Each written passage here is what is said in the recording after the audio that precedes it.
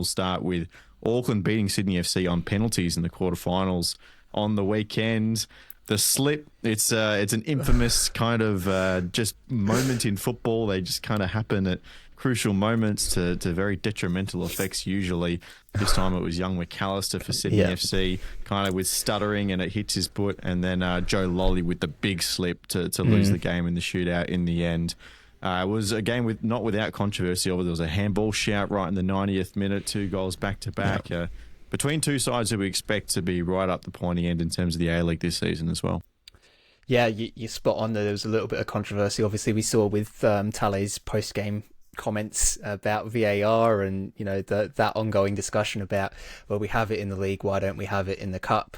Of course, remembering that there's a cost to install it and run it, and it is, you know, is the infrastructure there at some of these NPL grounds to be able to put it in and stuff like that. So, you know, that's a huge discussion point in and of itself. But no, you're right. It was very controversial right down to the last minute there. And those penalties, I mean, everybody's just been kind of clowning on that McAllister one in particular, right? Because it's I've seen a lot of stuff about it's about time that the IFAB just completely outlaw stutter step penalties to just avoid embarrassing players more with that sort of stuff. Like it's let's protect the players from themselves at this point. Wasn't there a time when they did snap it out? There was a rule. It's just about like the forward momentum. Like if you completely stop your forward momentum, then it's then you have to retake the penalty. But where it's just that kind of stuttering where you're still moving, but just very slowly and kind of, you know, in little jolts, that's still okay. But then you end up with just penalties where you make a complete hash of it and you look like an idiot because you run up silly, right? If you had a normal run up and done that, would people be... they probably would still be as harsh on him as they have been, because it was a pretty bad miss. The funny thing about it is, I was looking back at the replay, I reckon he sold the keeper. Like, Val went early and was gone and was like almost complaining about the stutter step before he realised that the ball was wide of the goal anyway. Missed the goal. All he had to do was just pass it into the corner, and unfortunately it just went wide. It reminds me of that, I can't remember who it was, a Brisbane player scored that penalty. I think it was against Adelaide, and the question ever since then has been, was it an intentional failed Panenka? Who was it? Was it Berenguer or something? Berenguer, maybe, yeah. I think it's that question of, was it a slip? Was it intentional? Was it not? Yeah. Like, it's kind of the same thing here, where it's like the stutter steps worked. He's just completely muffed the kick at the end of it, which kind of undoes all the good work that he had done to that point. So, that's kind of what happens in these games, though, right? Where they do go down to penalties, and it just takes one mistake, or in Sydney's mistake too. Obviously, you mentioned Joe Lolly missing his as well. You know, and it just tips the scales in the favour of the other team, because as we know, you know, a player is expected to score a penalty more often than not. It's pretty likely that that's going to happen. Obviously, things kind of change a little bit in penalty shootouts where there's a bit more on the line, but generally the advantage is with the actual penalty taker rather than the keeper. So if you're out there and you're just missing completely of your own accord and not even, you know, testing the keeper and making him having to save it, that's certainly a bit detrimental. But fair play to Auckland. I mean, they managed to stick it out, and you know, they're through now to the semi-finals, and obviously the big question is, how far can they go in this competition? It's their first time obviously in the Australia Cup as a brand new club, so you know, they've made a good account for themselves. Now it's about just continuing to push on and going on and making that final now. I think, Christian, like with Auckland coming into this competition, given the profile of their squad and what we saw from them in the A-League last season, I think everyone kind of expects that they're just going to go in and compete, right? Now, we were looking at a lot of under-21 players around the league for a different project that we're working on at the moment. And when I got to Auckland, trying to find a player that was a credible argument for a, you know, young ones to watch under 21 was quite difficult, because they only have 3 or 4 options and not many are getting anywhere close to first team minutes. So their age profile is very high. They've got good experience, and it's not high as if they're aging out. It's just because everyone else is so low relatively, they look pretty solid. So lots of games played, the average age is up, and that means the quality is just going to be there. So being able to go through a competition like this, it's no surprise that I think they've made the semi-finals in their first attempt. It makes some interesting permutations for qualification for Asia, as we'll get onto, but I don't think it's really a surprise that they're going this deep in the competition. Oh, for sure. I mean, this team right now, as we sit, they're built to win championships, right? And we saw that last season, how they fell just short against victory. But arguably, I mean, that could have easily made the grand final, considering they won, the minor premiers, the Premier's Plate, finishing top of the table, which was obviously fully deserved. Defensively, rock solid. And in these types of tournaments like the Australia Cup, where it's you sort of view it as a pre-season cup, right? Because it's not played during the season as like in Europe where the other cups, we know the situation with the NPL clubs and why that is the case. But you'd sort of forgive Auckland in a sense for sort of lacking off a bit defensively, but especially in this game against Sydney, I thought they were really solid. At the back showed signs again of 6-12 months ago where that was basically the core of what made them so strong, right? To finish first on top of the table and to make that semi-final run.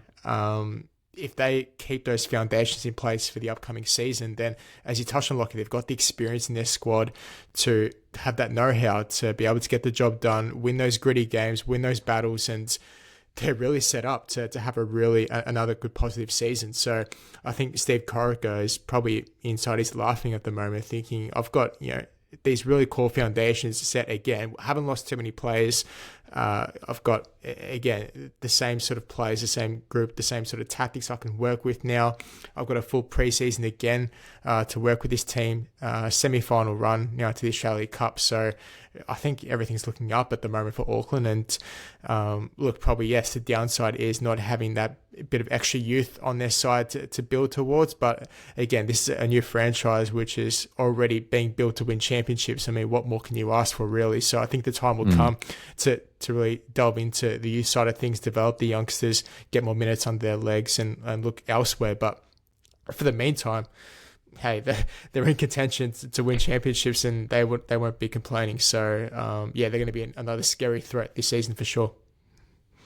All right, the controversial call, last minutes of the game, Ryan Grant, underlapping run, chips the ball across, strikes the arm of the Auckland player. Ufuk Talay called it a clear penalty, and that's what he used to branch into the VAR conversation. Yes. It's a two-part question, Jacob. Should we have VAR in the Australia Cup? You mentioned the cost. I think there's also a nice point of just having competitions that mean something that don't have VAR, just to remind everyone why VAR is important. Why it's such a good thing. Yeah. Obviously, we see it in the A-League, and when it works against us, we complain about it, which we understand, all the negatives that come with it. But just to have the little reminder of why it actually is a good thing, I think is important.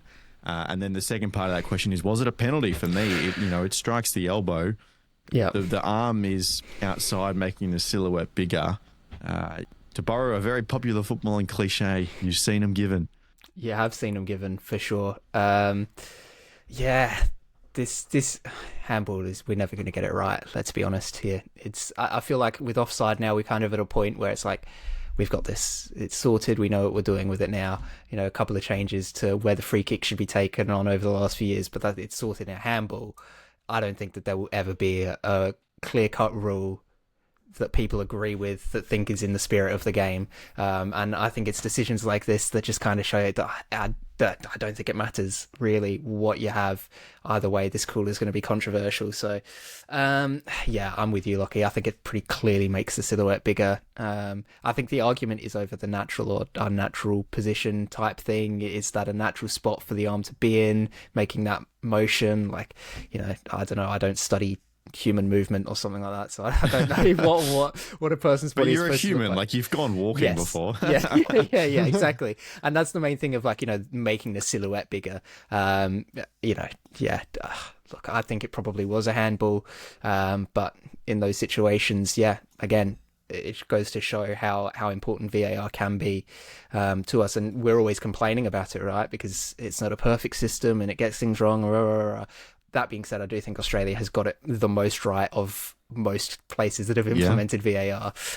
But it goes to show that we can't take it for granted during the season, because there are moments like this in the Cup where you don't get that opportunity to kind of, I suppose, rely on it in a way to rectify mistakes throughout the match. So, it makes every call mean a little bit more, knowing that there's not that kind of check in the background that can overturn things. So, yeah, it's difficult. And then, coming to that first question of should it be in the Cup? I just don't think it's feasible, to be honest, at this stage. I mean, we're always talking about financially where the game's at and things like that. And I just don't think we're in a position where we can afford to be rolling out, VAR in any capacity really to a lot of these NPL grounds, even just for, one-off games and things like that. And then the alternative is you get them to play at the bigger stadiums, but then it kind of loses that charm and the whole point of having the NPL clubs drawn at home. So, I don't think that we're in a position where we can really have VAR in the Australia Cup. I mean, maybe you make the case for the later rounds or something like that, but then where do you draw the line from there as well is the other question. So, I think it's a difficult one to implement as football is in the country at the moment. I think, even in the FA Cup, when does it even come in the FA Cup? Surely it'd be like, I don't know, quarters or semis or something. Later surely. on. Obviously they have, hundreds and hundreds more clubs participating in that, but you get the idea of that they're kind of like, right, okay, if you're getting to this point, you'll have made enough money from the previous games that you can afford to implement VAR for this one, and I'm sure that the FA would subsidise a little bit as well, but I just don't think financially we're in a position where we can afford to do that at this stage. You go down to the non-league games and it's just like the fourth on a little iPad with a 360p stream of the game going, handball. Guy filming with his like iPhone or whatever from the sideline and he calls the ref over, come look at this. Looks aside, lovely. Christian, pen, no pen? For me, it's a clear pen. Unnatural position, raises the left arm. So are we saying that an elbow isn't a handball? What is the actual rule as to where it is? It's like end the of the sleeve. End of the sleeve or the armpit, depending on the angle of the arm. Because I thought it was about halfway between. Yeah. So your sleeve. Yeah. So that's for me clear handball. Unnatural position, as you touched on, Jacob. It's a denial of a cross and a goal scoring opportunity in the box. It's a penalty for me. So, look, in terms of the argument about whether we should have VAR in the cup, I mean, it's not about a case of whether the APL wants it in the competitions. I think everyone wants it. It's a case of the cost and the NPL clubs not being able to utilise it. So probably, I don't know how you can work around it. Maybe in the final you could have it where it's at a neutral ground, like where Amy Park, I think, had it last year. Well, it's not neutral. It's like they just pick a home ground for one of the teams competing, pretty much. Yeah. Right. So if it was Avondale and Heidelberg final, for example, it can't be at a neutral for Amy Park. It has to be. That's a great question. Who knows? I think they can just put it wherever they want. Well, that's my. Because it's going to be in one of the cities. Sydney United played at the Wanderers Stadium. Back in, was it 22? Right. When they were in the final. Right. So that's just my suggestion anyway. Maybe have it a neutral ground if there's two NPL clubs, and maybe that can sort of settle it. But maybe even as well have a referee on the byline, because if there's a ref there straight ahead looking at that, they'd be able to pick that up and help the ref know and the linesman. Oh, we're not going to have the guys with sticks on the baseline, are we? Oh, no. I'm just providing suggestions. Don't laugh at me. I'm trying to do some work and help the FA and the APL here. I'm trying to do something. Maybe it's just like it becomes a very limited... Let's just make it a super limited system in these rounds where it can't be implemented properly, and it's just a live replay review system or something like that, right? Where you just set up a screen and you just feed the replay into it, like at the, just as a absolute last ditch, thing. But I don't know. I think we just get on with it, eh? Yeah. I don't think I've seen the guys with the sticks ever do anything productive ever, apart from look silly and be a joke on social media. I love how Lockie says, "Get on with it. Tell it to Tally." Yeah, I know. Look, I get it. It's tough for Sydney because, like we're saying, we're agreeing with them, right, that they should have had a handball. It is tough. I'm not saying it isn't, but again, you can't have VAR everywhere, and I do like the reminder of why it's important as well.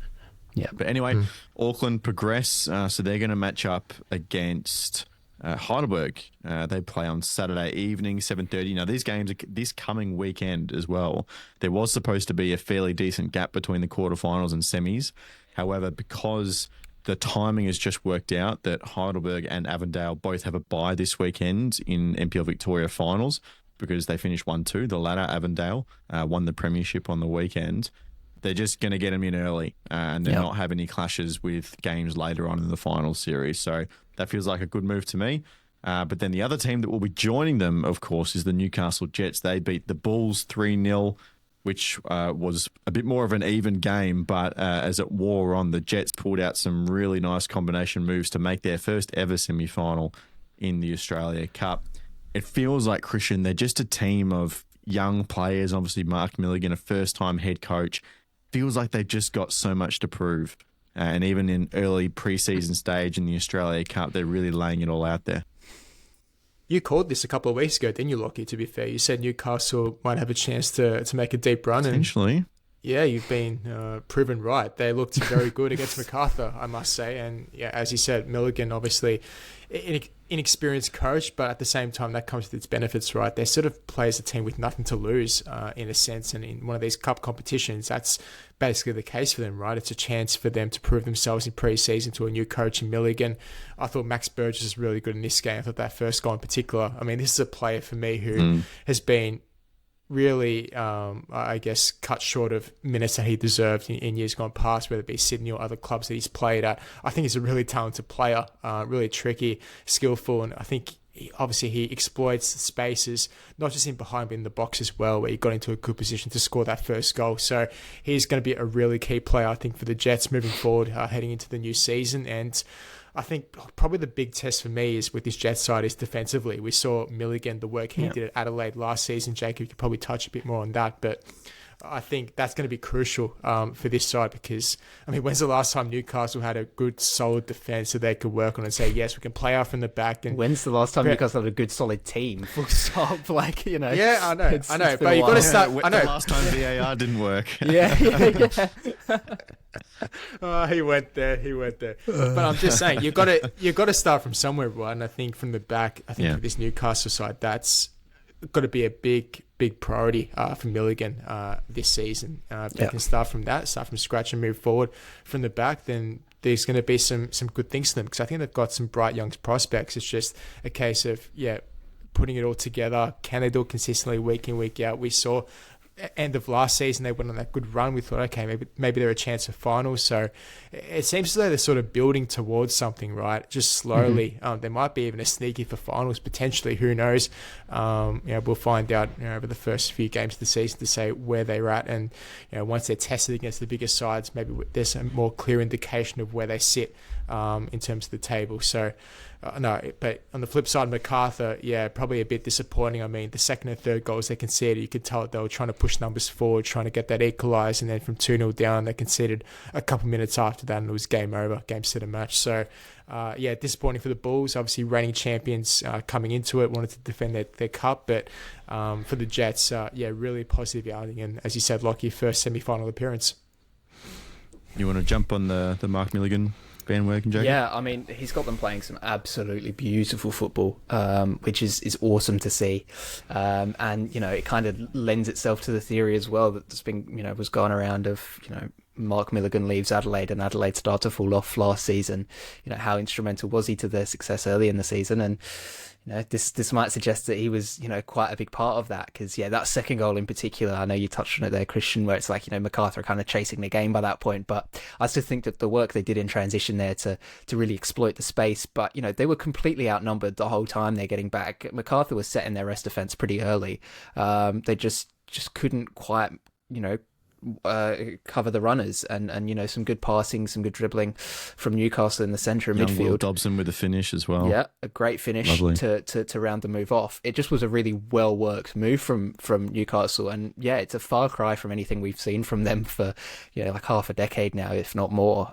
Where they're playing with confidence and this kind of just ability to break teams apart like that. Like I said, MacArthur was set. They were ready to defend that in transition, and they just got picked apart completely. It's a really, really good sign that Newcastle, you said they might sneak into the top six. I think at this point in time they are firmly a top six side in the A-League. That might be a crazy thing to say because it's pre-season and we've not really seen everybody play or anything like that, but we've said crazy predictions in the past, Jacob. We've had crazy predictions in the past, but just the football that they're playing already, I'm really impressed by it. It's kind of that dynamic attacking football that obviously Adelaide United were doing last season, like I mentioned, and Milligan's been able to bring that over to Newcastle. Yes, okay, you're spot on. The question is still defensively, what can they do, especially over a whole season? Can they avoid injuries? Can they kind of keep their their main back four fit and healthy? You know, what's the keeper situation going to end up like? Obviously, they went through a couple last season, so you know there's still some questions there. But I think you know when you've got that ability to just break teams down in an instant in just one quick move like that, it kind of gives your defenders a little bit of confidence, knowing that okay, you know we only have to weather the storm a couple of times before we get that opening, and the boys are going to take it and they're going to score. So no, they're definitely a very exciting team at this point in time, and you know I kind of build this fixture as being a good indication perhaps of how these two teams might shake out in the A-League. And to be honest, I was a bit disappointed by Macarthur because they were completely played off the pitch, but you know it just goes to show I think how good the Jets are, and yeah, I think firmly a top 6 side already. You know, yeah, hold it against me when they end up bottom at the end of the season or something, but I think just from what we've seen so far, they're very, very good.